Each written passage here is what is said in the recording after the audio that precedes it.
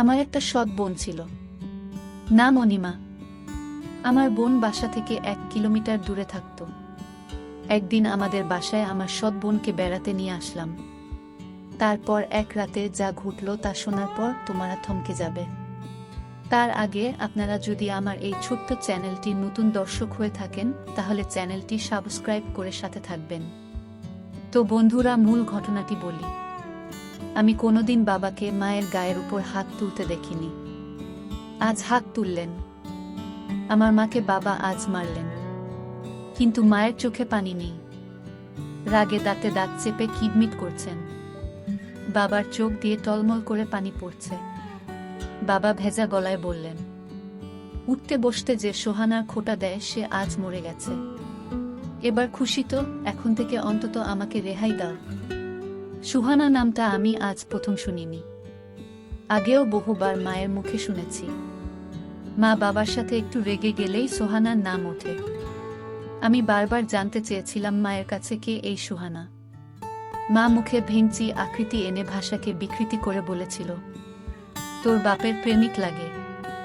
আমাকে বিয়ে করার আগে সুহানার লগে তোর বাপের সংসার ছিল। বাবা মাথা নিচু করে সেদিন আমার সামনে থেকে চলে গিয়েছিল। বোঝাই যাচ্ছে নিজের ছেলের সামনে তিনি বেশ অপমানিত হয়েছেন। বাবার জন্য আমার বড় মায়া লাগে। মায়ের এই গালি প্রতিবাদ বাবা কোনোদিন করেননি, কিন্তু আজ প্রতিবাদ করেছেন। প্রতিবাদের ভাষা ছিল সজোরে একটি থাপ্পড়। বিগত বছরের রাগ বাবা একটি থাপ্পড়ে কমাতে পেরেছেন তো? আমি দুপুরের খাবার খেতে বসেছি, মা তরকারি দিচ্ছিলেন। বাবা এলেন হঠাৎ ঘরে। তখনই মায়ের হুঙ্কার। ঘুমিয়ে ঘুমিয়ে স্বপ্ন না দেখে তার সাথে গিয়ে দেখা করলে কি হইতো না করতাম আমি। এত বছরেও না কইরা ফিরতে পারছি। বাবা এগিয়ে এলেন, থাপ্পড় দিয়ে সোহানার মৃত্যু সংবাদ প্রকাশ করলেন। আমার গলা দিয়ে আর ভাত নামে না। বাবা ঘর থেকে চলে গেলেন। মায়ের দিকে তাকিয়ে বুঝলাম মৃত্যু সংবাদ শুনে রাগ একটু কমেছে। আমি খাবার রেখে নলকূপে হাত ধুয়ে ফেলেছি। মনটা কেমন খারাপ লাগছে। বাবা যে আজ আর দোকানে যাবেন না বোঝাই যাচ্ছে, তার চেয়ে ভালো আমি আরও এগিয়ে বসি, কাস্টমারকে চাল দিতে দিতে মনটাকে অন্যদিকে ঘুরিয়ে রাখা যাবে। রাত তখন 12টা হবে। আমি বই পড়ছিলাম। হুমায়ুন স্যারের মিসির আলীর সমগ্র বইয়ের তন্দ্রাবিলাস আমার দুই চোখে তন্দ্রা কাটিয়ে দিল। দরজায় ঠকঠক। দরজার ও পাশ থেকে বাবার গলার শব্দ, রিয়াদ ঘুমিয়ে পড়েছিস? আমি কোনো জবাব না দিয়ে দরজা খুলে দিলাম। বাবা ঘরে ঢুকে আমার বিছানায় বসতে বসতে বললেন, ঘুম আসেনি এখনো? তোর সাথে গল্প করতে এলাম। বাপ বেটার গল্প অন্য কারো শুনতে হয় না, তাই এখন এলাম তো সমস্যা হবে না তো? আমি মুচকি হেসে বললাম, না বাবা, আমার আরো ভালো লাগছে যে তুমি এসেছো। আজ এই ঘরে ঘুমাও। মায়ের ব্যবহারে মন খারাপ করে থেকো না। বাবা পা তুলে আয়েশ করে বসলেন। ইশারায় আমাকে চেয়ার টেনে কাছে যেতে ইঙ্গিত করলেন। আমি কাঠের চেয়ার নিয়ে বাবার মুখোমুখি বসলাম। বাবা আমার দিকে কিছুক্ষণ তাকিয়ে রইলেন। তারপর দেয়ালের দিকে তাকিয়ে বললেন, তোর অনেক কিছু জেনে রাখা দরকার। আমি তোকে জানাতে চাই। আগেও জানতে চেয়েছি, সাহস হয়নি। ভেবেছি তোর মা যেমন অকথ্য ভাষায় কথা বলে হয়তো জানা হয়ে যাবে, কিন্তু তুই জানিস না কিছুই। শুধু একটি নাম জানিস, সুহানা। তুই এই নামটি তোর মায়ের মুখে শুনেছিস। যতবার শুনেছিস আমি লজ্জা পেয়েছি, বলতে পারিনি কিছু। আজ বলবো। আমি গভীর মনোযোগ দিয়ে বাবার গল্প শুনেছি। যে নাম নিয়ে মায়ের অকথ্য ভাষা, বাবার লজ্জা পাওয়া। অজানাকে জানতে অবশ্যই মনোযোগী হওয়া প্রয়োজন। দাদা এক নাগারে গল্প বলছেন, লুকায়িত এক গল্প। তোর মায়ের মুখে সুহানা নাম শুনে হয়তো ভেবেছিলেন আমার অন্য কারো সাথে কোনো সম্পর্ক আছে। সত্য হলো সুহানার সঙ্গে আমার কোনো সম্পর্ক নেই। সুহানা আমার বিয়ে করা প্রথম স্ত্রী ছিল। তোর দাদা দাদি পছন্দ করে বিয়ে করেছেন, তোর দাদার বাড়ির কাছেই। আমরা যে এত বছর ধরে তোর দাদা দাদিকে রেখে শহরে থাকি তার একটি কারণ এই সোহানা। তোকে নিয়ে যে প্রতিবার তোর দাদার বাড়ি যেতাম আমি, তোর সাথে সাথে থাকতাম। যেন আমাদের গ্রামের কারো কাছ থেকে এই বিষয়ে কিছু শুনতে না হয়। এত খারাপ লাগতে পারে শুনলে। তো দাদা দাদি মারা যাওয়ার পর গ্রামে খুব একটা যায় না। তোর মা সব জানে, তবু তোকে বলেনি যে আমি আগেও একটি বিয়ে করেছিলাম। আমার আর সুহানার একটি সন্তানও আছে, নাম অনিমা। তোর সৎ বোন অনিমা। তোর মা আমার দ্বিতীয় স্ত্রী। সে যাই হোক, সুহানার সাথে বৈবাহিক সম্পর্ক শেষ হওয়ার পর সে পরবর্তীতে আবার বিয়ে করে এক স্কুল মাস্টারকে। তোর দাদার বাড়ি থেকে কয়েকটা গ্রাম পরে 8 বছর সংসার করলেও আর কোনো সন্তানাদি হয়নি। স্কুল মাস্টার মারা গেলেন আলসার হয়ে। আমি সব খোঁজই রাখার কারণ অনিমা আমার মেয়ে। আমি তাকে আমার কাছে রাখতে পারিনি। মাস্টার মারা যাওয়ার পর সেই সংসারে টানাটানি অবস্থা। আল্লাহ আমাকে যথেষ্ট দিয়েছেন, কয়েকটা সংসার চালানোর তৌফিক দিয়েছেন। আমি প্রতি মাসেই যাই সেই এলাকায়। কাউকে দিয়ে খবর পাঠালে অনিমা আসে। বাবা বলে এসে জড়িয়ে ধরে। কত বায়না তার। আমি আসার পথে পুরো মাসের খরচ দিয়ে আসি অনিমের হাতে। তোর মা এসব জানে। আমি গোপন করি না তোর মায়ের কাছে। আমি অনিমা জন্মদাতা, সে আমার কাছে মেয়ে হিসেবে পাও না। আমি তাদের বলি, আমি অনিময় মায়ের সাথে দেখা করি না। দেখা করাটা বেমানান, লোকে মন্দ বলবে। তাই লোক মারফত অনিমাকে ডেকে আনে। আর এখন তো সরকারি কলেজে অনার্স শেষ করবে এই বছর। এখন তো কলেজে গেলেই মেয়ের সাথে দেখা করতে পারি। কিন্তু ওই যে আমি তোর মায়ের কাছে কোনো কিছু লুকাই না। তোর মা মনে করে আমি হয়তো উনি মায়ের সাথে দেখা করি। এজন্যই রাগের মাথায় 2-4টা কথা শোনায়। এতে আমার খারাপ লাগে না। শুনতে শুনতে অভ্যেস হয়ে গেছে। কিন্তু তুই বাবা, একটা মিনিট। আমি বাবাকে থামিয়ে প্রশ্ন করলাম, এত বড় জীবন ঘটিত বিষয়টা মায়ের কাছেও লুকিয়ে রাখো না? তাহলে আমি শুনলে কি সমস্যা বাবা? বাবা উত্তরে বললেন, আসলে আমি চেয়েছিলাম তুই বড় হলে সব বলবো। তোর মানসিক বেড়ে ওঠাতে মস্তিষ্কে কোনো প্রভাব পড়ুক সেটা চাইতাম না। কিন্তু ভুলে গিয়েছিলাম যথেষ্ট বড় হয়েছিস। অনিমা শুনেও কষ্ট পেয়েছে। ও হ্যাঁ, অনিমা কয়েকবার বলেছিল তোকে সব জানাতে, আমি সাহস পাইনি। তবে বিশ্বাস কর, ওর মায়ের সাথে আমি দেখা করতাম না কখনো। কিন্তু আজ মৃত্যু সংবাদ শুনে না গিয়ে থাকতে পারিনি। তার উপর তোর মায়ের এমন কথাটুকু সহ্য হয়নি। তাই আমার কোনো ভাই বোন নেই এমন একটি আক্ষেপ ছিল সবসময়। আজ বাবার মুখে শুনলাম আমার একটি বোনও আছে, আমার বড় আপু, নাম অনিমা। কোনোদিন দেখিনি। বাবা দেয়ালের দিকে তাকিয়ে আছেন, চোখ দুইটা চলছে। সুহানা নামের মানুষটির জন্য বাবার চোখে পানি থাকাটা স্বাভাবিক। আমি বাবাকে প্রশ্ন করলাম, তুমি তাকে ছেড়ে দিয়েছিলে কেন বাবা? বাবা দেওয়াল থেকে দৃষ্টি আমার দিকে দিলেন, একটা দীর্ঘশ্বাস ছেড়ে বললেন, যে মানুষটা দুনিয়া ছেড়ে চলে গেছে তার সম্পর্কে কিছু না বলাই উত্তম। এতটুকু জেনে থাক আমাদের মনের মিল ছিল না। তবে বুঝতে একটু দেরি হওয়াতে 4 বছর সংসার টিকেছিল, পরে আর টিকে নেই। সে অনিমাকে নিয়ে গেছে। আমার কাছে কোনোভাবেই রাখতে পারিনি। জোর করলে হয়তো পারতাম। আইনে গেলে অনিমাকে রাখতে পারতাম। থানা পুলিশ করে কোর্টে গিয়ে এত সব করতে ইচ্ছে হয়নি। আমি কিছু বলতে যাব তার আগেই বাবা কিভাবে যেন প্রসঙ্গ পাল্টে ফেললেন। আমাকে উদ্দেশ্য করে বললেন, মেঘনা দিয়ে এক ট্রলার ভর্তি ধান আসার কথা। মুন্সিগঞ্জ বাজারে পরিচিত পাইকারদের থেকে কিনেছি। সন্ধ্যায় আসার কথা। রাত 9টা অবধি বসেছিলাম, আসেনি। দোকানের ওদের কাছে নাম্বার আছে। সকালে আরও এগিয়ে একটু খোঁজ করিস তো। আসলে রসিদ দেবে, টাকা দিয়ে দিস। কথাটুকু বলে বাবা উঠলেন। উঠে সাথে সাথে চলে গেলেন না। একটু দাঁড়িয়ে থেকে আবার বললেন, রাত 1টা বেজে যাচ্ছে, জেগে থাকিস না, ঘুমিয়ে পড়ো, সকালে দোকানে যাবি। বাবা ঘর থেকে বেরিয়ে গেলেন। আমি চেয়ার আগের জায়গা নিয়ে এলাম। আজ আর তোমরা বিলাস পরে শেষ করা হবে না। বিছানায় গা এলিয়ে দিলাম। ঠিক 1 সপ্তাহ পরে বাবা হঠাৎ মারা গেলেন। আমি দোকানে ছিলাম। খবর পেয়ে ছুটে এসেছি বাড়িতে। বাড়ি ভর্তি মানুষ। কেউ মারা গেলে পরিচিত সবাই শেষ দেখা দেখতে আসে। মা বিলাপ করে কান্না করছেন। মায়ের মুখে শুনতে পেলাম, সকালে শুধু বলেছিলেন বুকটা ব্যথা করে, না ভেবেছেন খাওয়ার পর হয়তো এমনিতেই ব্যথা করছে। তাছাড়া ব্যথা তো ওটা বেশিও না।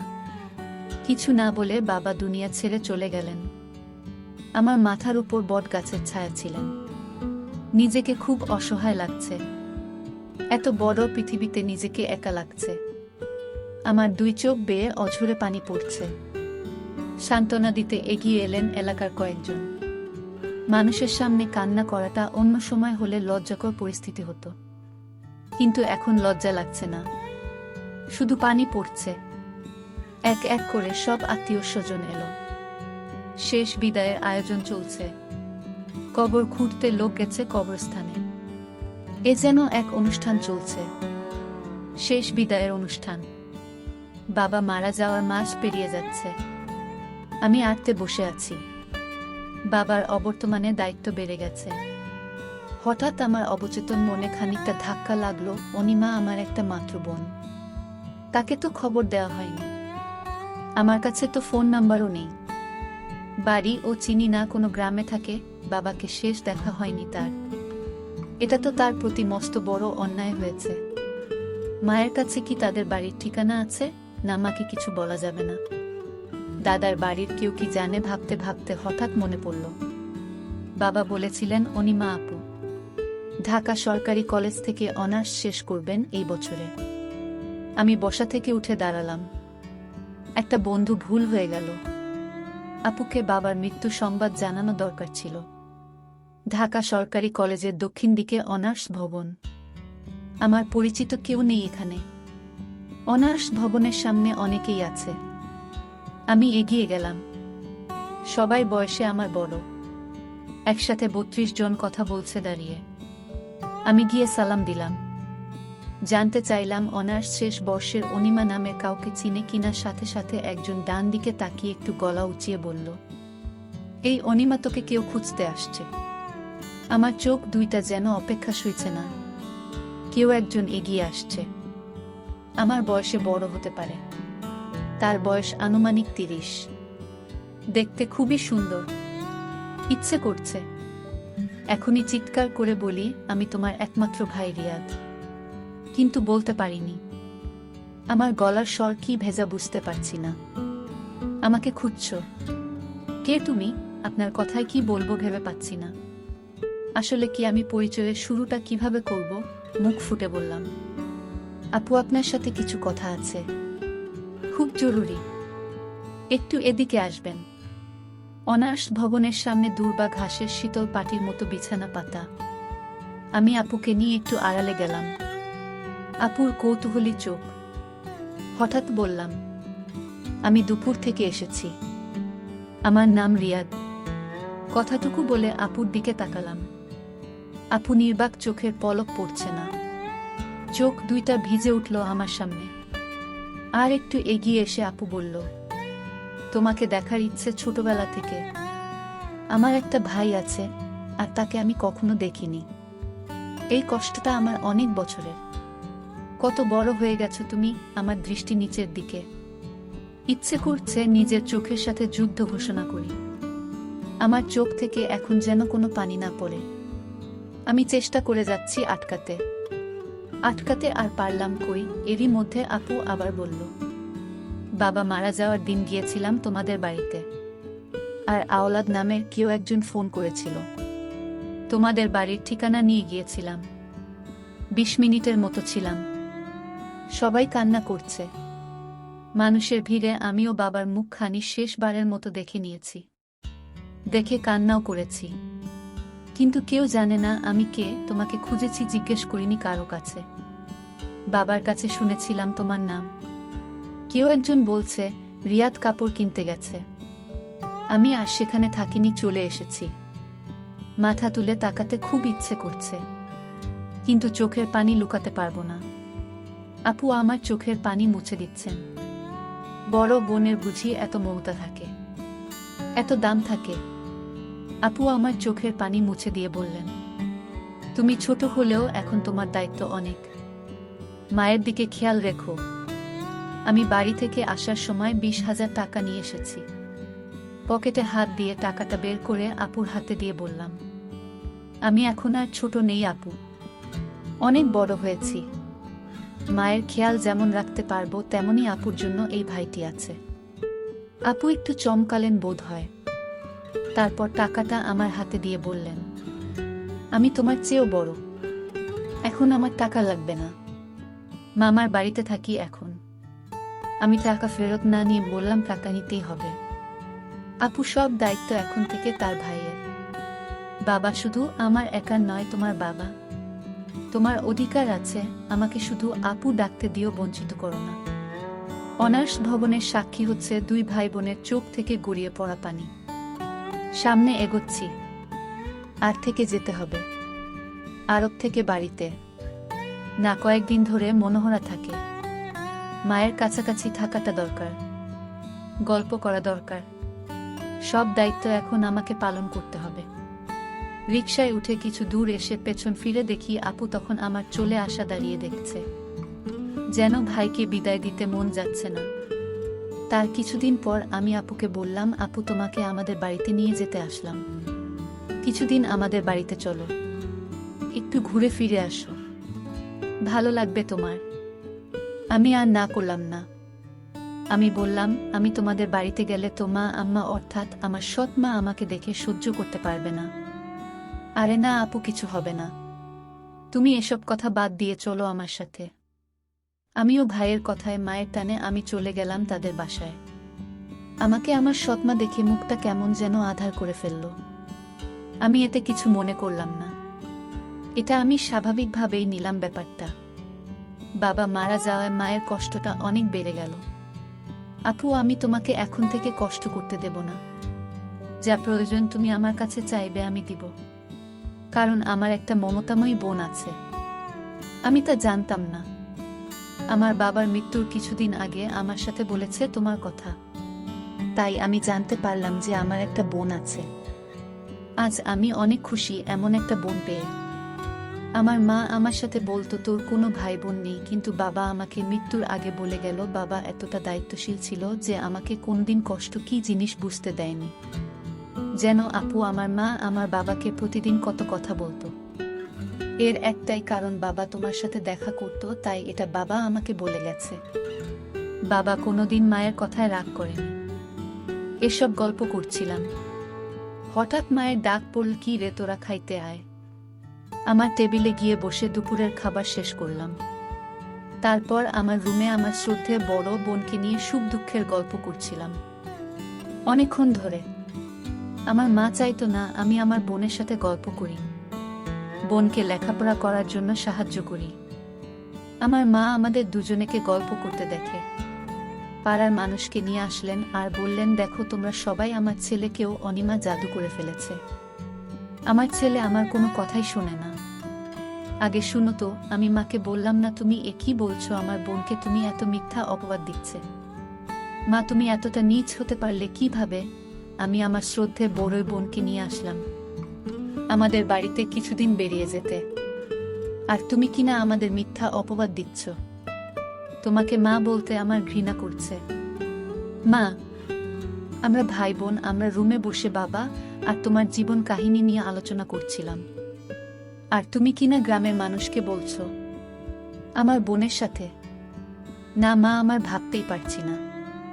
গ্রামের মানুষও কুসংস্কারে বিশ্বাস করত, আর তাই তারা ভেবে নিল আমার বোনের সাথে কিছু একটা হয়েছে। তারপর আমি গ্রামের মানুষের সামনে কেঁদে কেঁদে বললাম, আপনারা প্লিজ আমার মায়ের কথা বিশ্বাস করবেন না। আমার বোন বলতে লাগল, আমি একটা শিক্ষিত মেয়ে, আমার মরা বাবার কসম। সে আমার ছোট ভাই, তাকে নিয়ে আমি অন্য কিছু ভাববো, এটা আপনারা কি করে ভাবলেন? আমার কথা শুনে গ্রামের মানুষ বিশ্বাস করল। আমাদের কেন মিথ্যা অপবাদ দিল? আর গ্রামের মানুষও জানত আমার মা বাবার সাথে প্রতিদিন ঝামেলা করত, অথচ বাবার কোনো দোষ ছিল না। তাই গ্রামের মানুষ খুব সহজেই আমার বোনের কথা বিশ্বাস করে নিল। তার জন্য গ্রামের মানুষের আমাকে শাস্তি হিসেবে 2 মাসের জেল খাটতে দিয়েছিল। প্রিয় বন্ধুরা, আজকের গল্পটি কেমন লাগলো তা অবশ্যই কমেন্ট করে জানাবেন। আর এরকম ভিডিও পেতে আমাদের চ্যানেলটিকে সাবস্ক্রাইব করে পাশে থাকবেন। ধন্যবাদ।